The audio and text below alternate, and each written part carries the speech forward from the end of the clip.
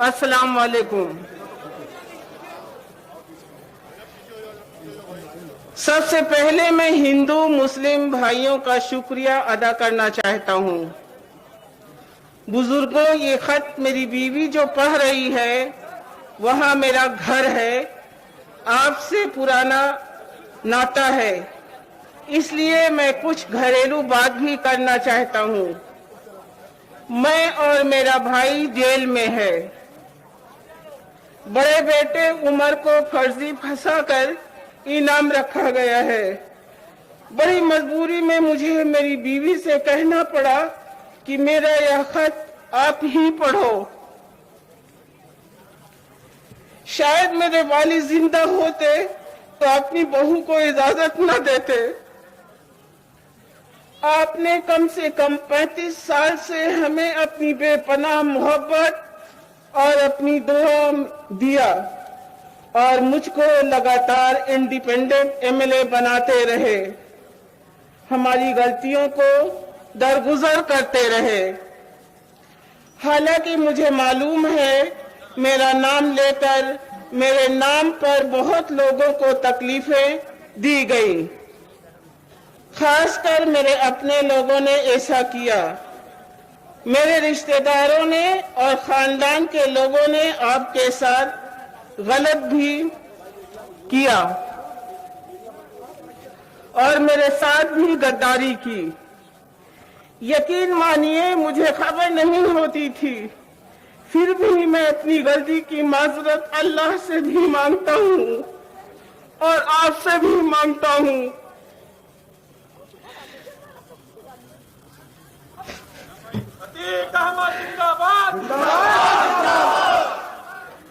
हमसे सियासी गलती भी हुई है। आप मुझे वोट देते थे और मैं आपका वोट ले जाकर दूसरों की झोली में डालता था।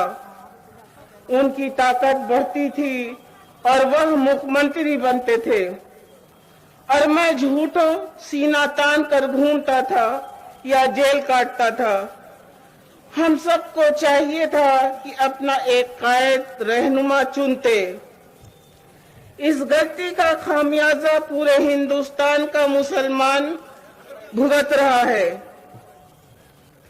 आजादी के 70 साल बाद भी कोई अपना सियासी रहनुमा न होने की वजह से हालात ये है कि या तो मुसलमान आज टायर का पंचर जोड़ रहा है, डेंटर या पेंटर है, या रिक्शा चला रहा है।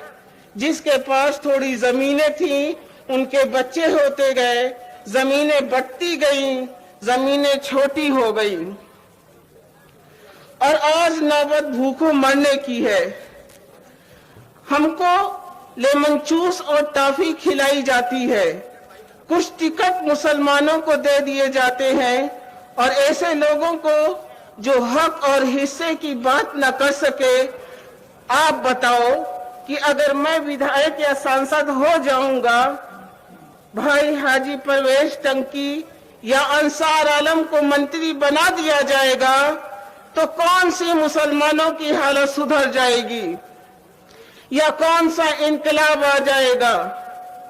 इन लोगों को ऐसे मुसलमान विधायक या सांसद चाहिए जो हाथ बांधे जी हुजूरी करे और जो इनकी जी हुजूरी ना करे उसको ये कमजोर करने की साजिश करते हैं और जेलों में डाल देते हैं। बुजुर्गों, जब मैं सांसद बना तो मुझे सांसद निधि का पैसा मिला। मैंने सारा पैसा फूलपुर की सांसदीय क्षेत्र में कब्रिस्तानों की बाउंड्री बनवाने में लगाया। आप गवाह हो, आप जानते हो, और अगर मैं सही कह रहा हूं तो अपने हाथ उठाकर बाकी लोगों को यकीन दिला दो।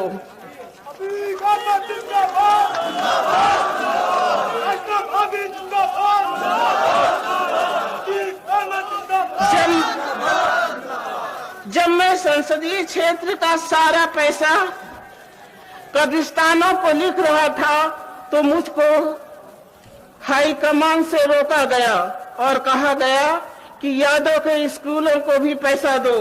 मुझे स्कूल में पैसा देने से इतराज नहीं है, लेकिन लोग कमीशन खाते हैं और आधे से ज्यादा पैसा खा जाते हैं। उस वक्त मैंने कहा था कि मैं वो गुण नहीं हूं जो चीता खा जाए। आप क्या समझते हो मुझे जेल किसने भेजा? उस वक्त के मुख्यमंत्री अखिलेश यादव जी ने भेजा। इनको डर था अतीक कानपुर से निर्दलीय चुनाव लड़ लेंगे और मैं कानपुर में कह के भी आया था कि टिकट काटा तो अपना टिकट बना लूंगा।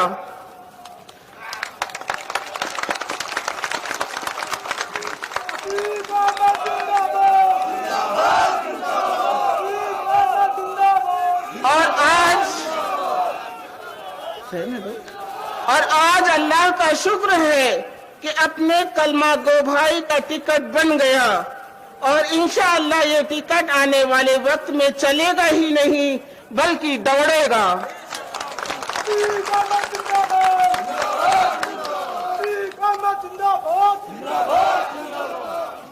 मुझे अखिलेश जी ने खाली जेल ही नहीं भेजा बल्कि कटरे का मुसलमान वकील जो एडिशनल एडवोकेट जनरल था। मेरा जहन बहुत खराब है और मैं बहुत जज्बात में हूँ, मुझे उसका नाम याद नहीं आ रहा है।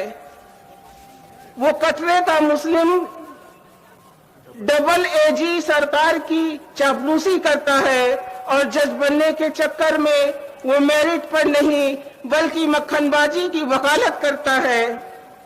उसने अखिलेश जी के कहने पर हाई कोर्ट में अखिलेश जी की सरकार की तरफ से हलफनामा दिया कि जो जमानतें इनकी हो चुकी हैं उनका कैंसिलेशन डालेंगे। और यही नहीं, मायावती जी और भाजपा के टाइम से जो गैंगस्टर की सेक्शन 14 में जो मेरी प्रॉपर्टी जब्त हुई थी, अखिलेश जी 5 साल मुख्यमंत्री रहे, मैं इनके पास दौड़ता रहा और वे डीएम से कहते थे कि एक एक फाइल करना, सब मत कर देना। यही वजह है मेरी ज्यादातर प्रॉपर्टी यहाँ तक कि मेरे पेंशन का पैसा सब बंद रहा और अखिलेश जी मुख्यमंत्री बने रहे और रही सही कसर भारतीय जनता पार्टी ने पूरा किया।